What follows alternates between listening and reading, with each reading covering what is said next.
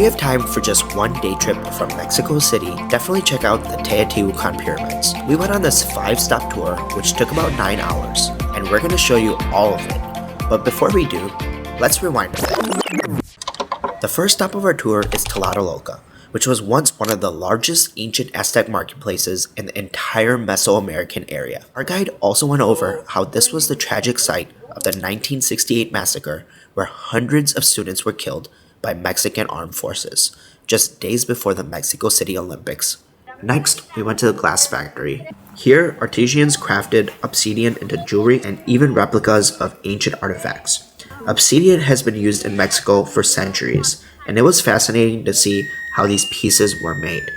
We also got to learn about the pulque, tequila, and mezcal, 3 traditional Mexican drinks. And not only did we learn about them, we actually tasted them. ¡Arriba! ¡Arriba!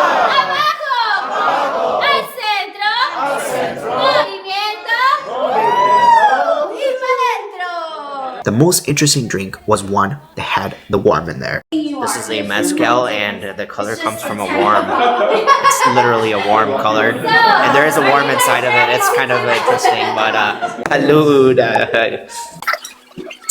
Oh, it tastes like candy. That's pretty good. You just can't think about the worm. It has a worm in there. I don't know about that one. And lastly, we got to check out all the souvenirs in the shop if you wanted to buy something. It's a stone ring. They have so many cool jewelry pieces here. But this was a quick stop. It was informative, and it gave us a little bit of insight on Mexican history. After another short drive from there, we arrived at the pyramids.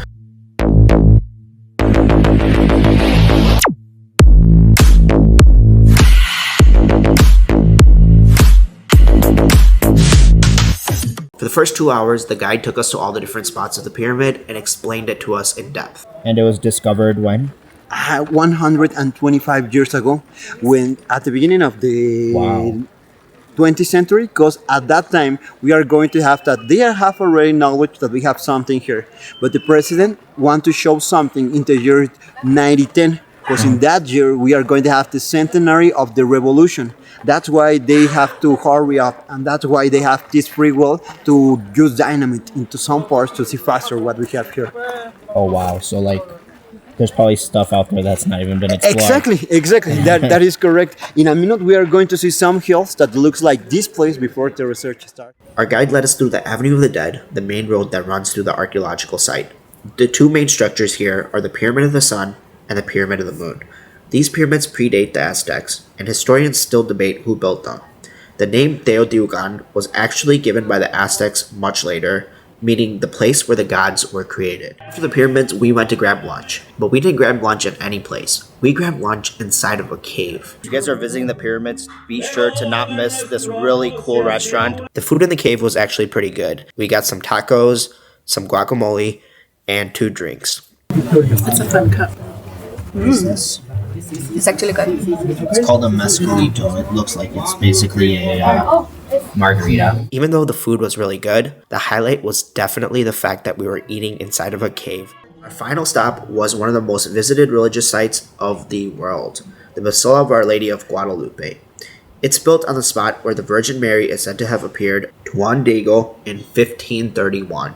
The complex has multiple churches, but the most notable one is the modern basilica, which was designed so that everyone inside has a clear view of the famous image of the Virgin of Guadalupe. It's an important cultural site and a peaceful place to walk around before heading back to the city.